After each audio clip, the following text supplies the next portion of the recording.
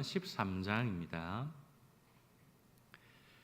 사도행전 13장 1절에서 3절까지 말씀입니다.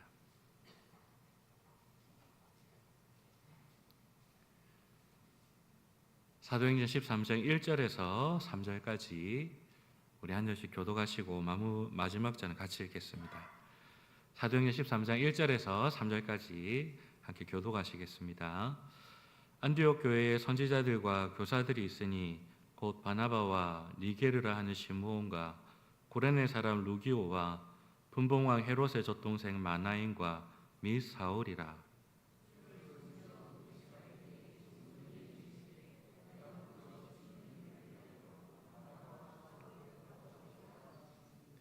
이에 금식하며 기도하고 두 사람에게 안수하여 보내니라. 아멘. 사도 바울을 통하여서 이방 선교의 새로운 역사가 시작되었습니다. 하나님께서는 이와 발맞추어서 사도 바울과 함께 동력할 수 있는 교회를 새롭게 세우시죠. 바로 이 이방 선교의 전초 기지로 사용하시기 위해서였습니다. 그 교회가 바로 오늘 본문에 나오는 안디옥 교회이십니다. 그 당시 로마 제국에는 이 로마 황제 안티오쿠스의 이름을 따라서 이 안디옥이라는 성읍을 16개 건설했습니다. 그 모든 안디옥 가운데서 가장 큰 도시가 바로 수리아에 있었던 안디옥, 바로 이 안디옥 교회가 세워진 곳이었습니다. 이 수리아 안디옥은 이 당시 로마 제국 전체에서도 가장 큰 도시였고 온 유럽을 연결하는 길목 역할하는 곳이었습니다. 이 세계 선교를 위하여 아주 좋은 위치에 있었던 곳이었지요. 하나님께서는 이 교회를 사용하셔서 하나님의 복음이 땅끝까지 선포되게 하셨습니다. 오늘 본문은 이 안디옥 교회가 어떤 교회였는지를 우리에게 소개하고 있는데요.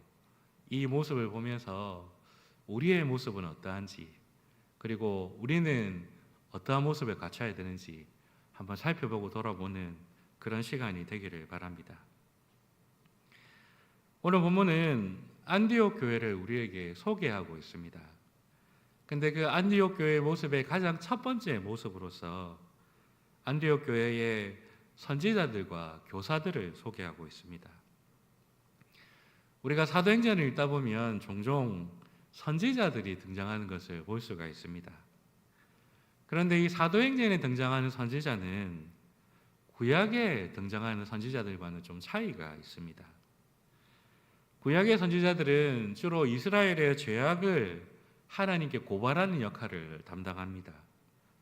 그래서 마치 법정에 선 검사가 이 피고인의 죄를 판사에게 낱낱이 고하는 것처럼 그렇게 이스라엘의 죄악을 재판장이신 하나님께 막 고발하는 그 역할을 이 선지자가 감당하지요.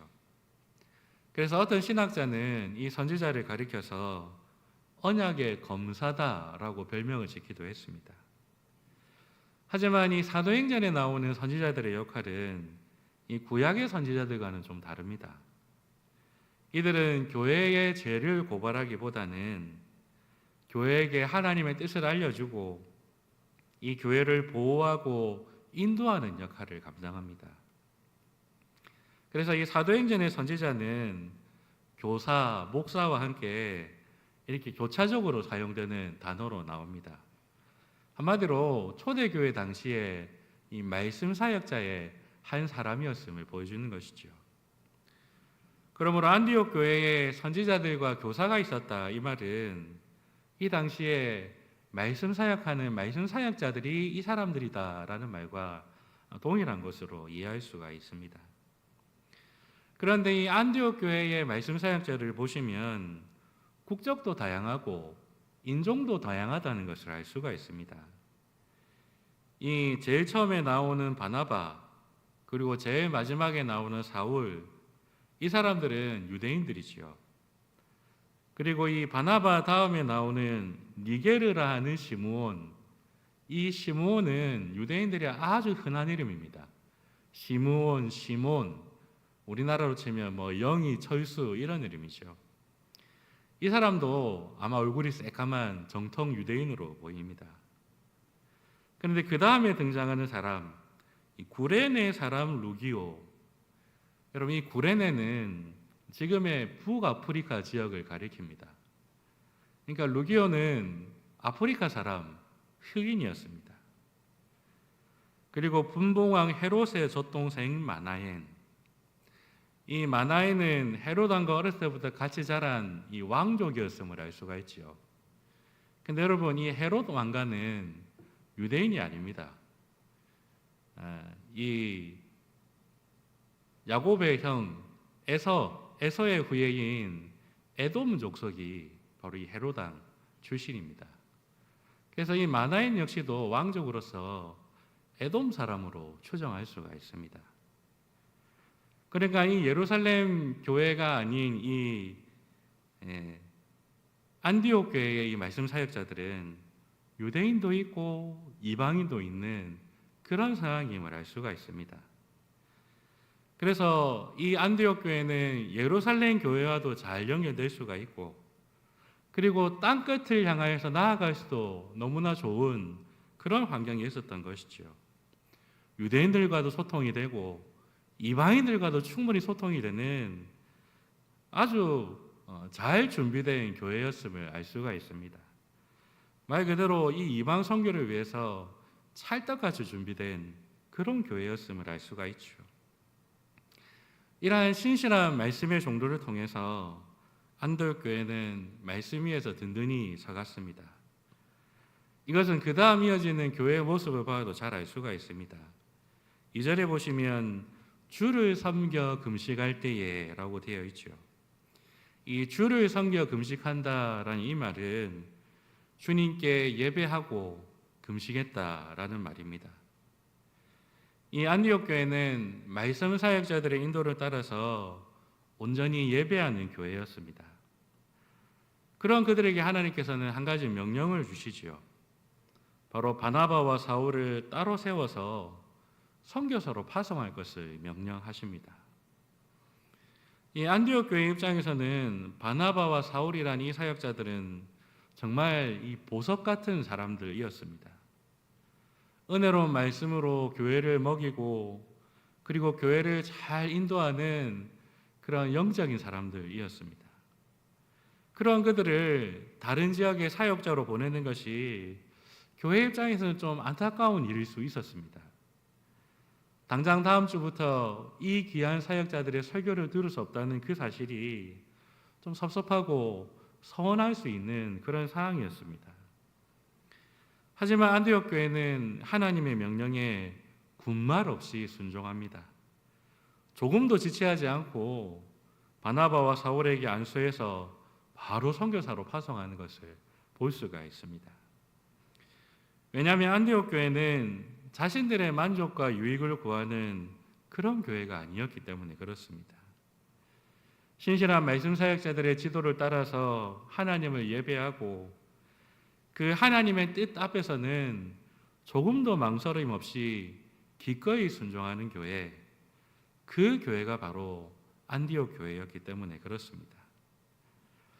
하나님께서 이 세계 선교의 중심지로서 안디옥 교회를 사용하시는 것은 단순히 교회의 여건과 위치가 좋아서였기 때문이 아니었습니다. 바로 이 교회가 말씀 위에 든든히 세워져서 그 말씀에 온전히 순종하는 교회였기 때문에 하나님께서 사용하신 것입니다. 그래서 하나님께서 이렇게 말씀 위에 세워진 교회, 그리고 말씀대로 순종하는 교회를 즐겨 사용하시는 것을 우리는 성경 전체를 통하여서 볼 수가 있지요. 우리는 이 안디옥 교회를 바라보면서 우리의 모습을 한번 돌아보기를 바랍니다. 여러분, 우리는 어떻습니까? 우리 교회의 모습은 어떻습니까? 우리는 정말 말씀 위에 든든히 세워져 있는 교회입니까? 그리고 그 말씀 앞에 즉각적으로 반응하고 순종하는 교회입니까? 바라기는 우리 마산제일교회가 정말 이 시대에 하나님께 사용하시는 새로운 안디옥 교회가 되기를 소망합니다. 이 교회 강단에서 계속해서 신실한 말씀의 종들의 그 설교들이 선포되는 그러한 은혜가 부어지기를 우리 기도합시다. 그리고 온 성도들이 그 강단에서 흘러나오는 말씀을 귀하게 듣고 받아서 그 말씀에 기꺼이 순종하고 다스림 받는 그런 교회가 되도록 기도합시다. 말씀 앞에 민감하게 반응하고 그 말씀에 온전히 순종하는 교회가 될 수 있도록, 그래서 하나님의 구원 역사에 귀하게 쓰임받는 아름다운 교회가 될 수 있도록 이 교회를 위해 기도하고, 또한 우리 자신이 그 말씀에 기꺼이 순종하는 그런 주의 종들이 되기를 다짐하고 결단하시는 저와 여러분 되시기를 바라겠습니다. 우리가 이 안디옥 교회의 모습을 살펴보면서 또 한 가지 중요하게 언급하고 있는 것이 있습니다. 그것은 바로 안디옥 교회의 금식입니다. 2절에 보시면 주를 섬겨 금식할 때에 주를 예배하고 금식했다라고 말합니다. 그리고 3절에는 바나바와 사울을 선교사로 파송할 때도 교회는 금식하며 기도했다. 바로 이 안디옥 교회를 소개하면서 아주 중요하게 다루고 있는 또 한 가지 사실이 있다면 그것은 바로 안디옥 교회의 금식이라는 것입니다.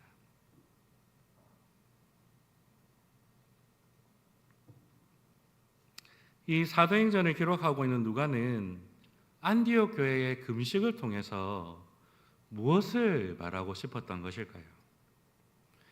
이것은 안디옥 교회가 하나님의 뜻을 얼마나 간절히 찾고 기다리는 교회인지를 보여주고 있는 그 예시로서 쓰임받고 있습니다. 제가 어렸을 때 예배나 집회에서 배우기로는 이 금식에 대해서 이렇게 배웠습니다. 하나님께 내 소원을 더 간절히 아뢰기 위해서 더 절실하고 간절함을 표현하는 방식이 금식이다. 그래서 진짜 간절한 소원이 있을 때 혹은 해결되지 않는 문제가 있을 때 성도인들이 자주 그런 얘기를 하셨습니다. 금식기도 해봐라. 금식기도 한번 해봐라. 그런 얘기를 자주 하셨죠. 그런데 이것은 성경에서 말하는 금식과는 좀 차이가 있습니다. 여러분, 성경에서 금식기도하는 장면은 크게 두 가지로 볼 수가 있습니다.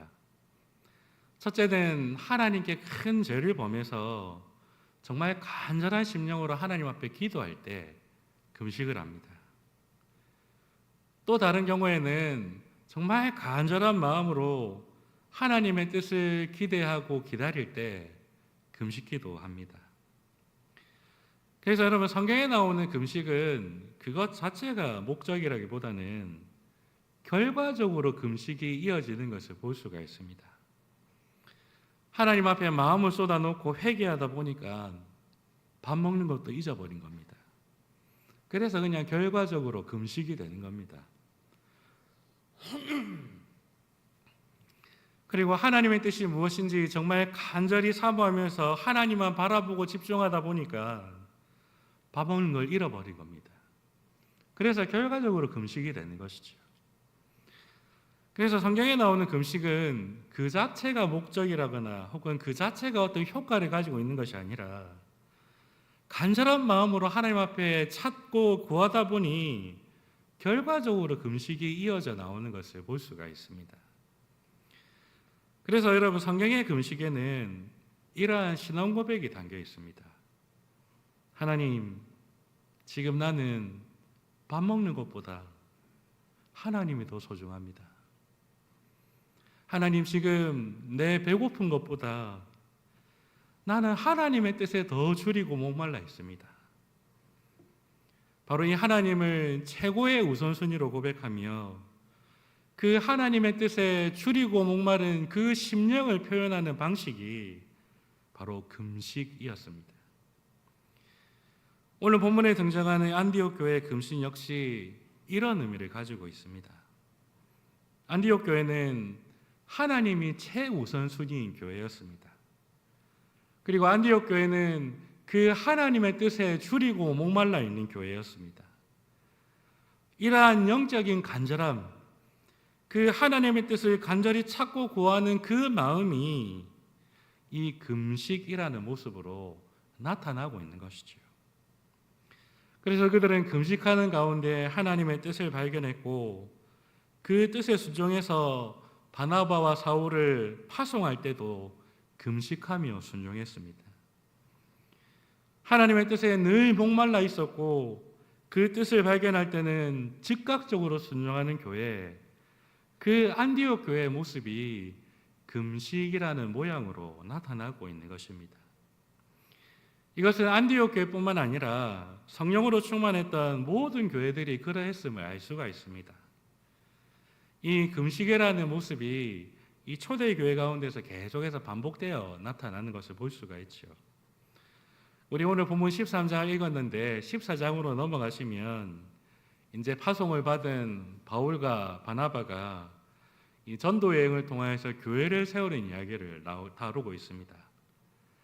교회를 세운 다음에 그 자기를 이어서 교회를 목회할 수 있는 장로들을 세우죠. 그 장로들을 세우는 장면에 대해서 사도행전 14장 23절에 이렇게 얘기합니다. 각 교회에서 장로들을 택하여 금식 기도하며 그들이 믿는 주께 그들을 위탁하고.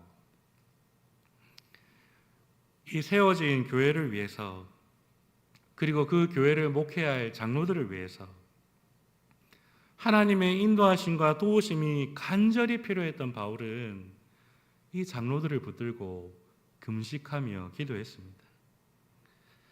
하나님의 뜻을 간절히 구하며 그 교회를 하나님께 맡겨드렸습니다.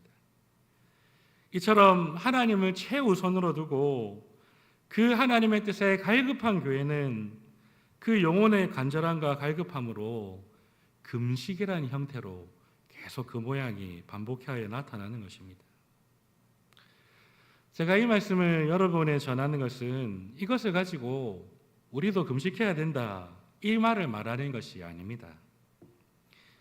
성령으로 충만했던 초대교회, 하나님의 구원 역사를 위해 즐겨 있을만했던 그 교회는 어떠한 영적 상태를 가졌는가 그것을 말하고 싶은 것입니다. 그들은 하나님이 최우선순위였습니다.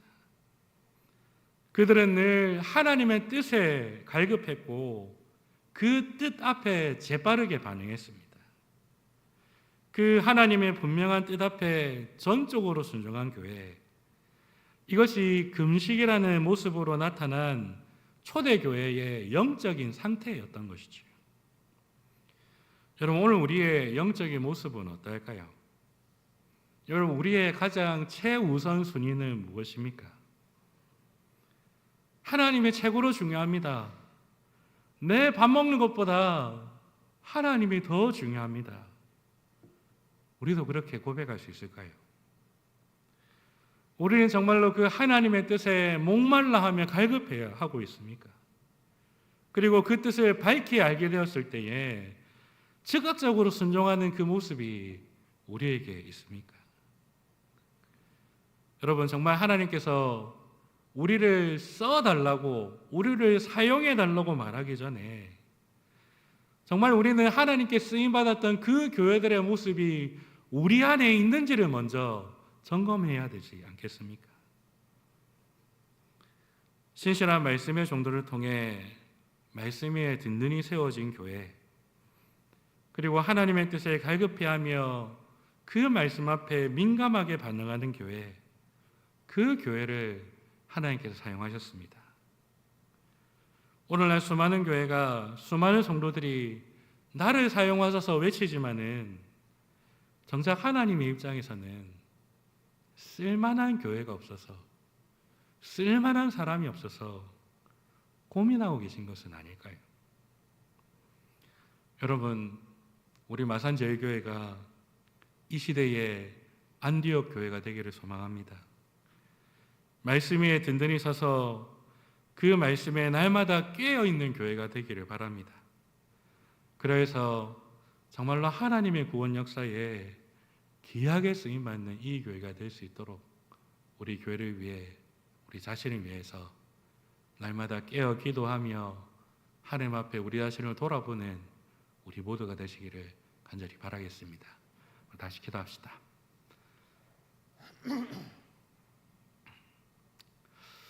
하나님 아버지, 우리가 하나님 앞에 쓰임받기 원합니다.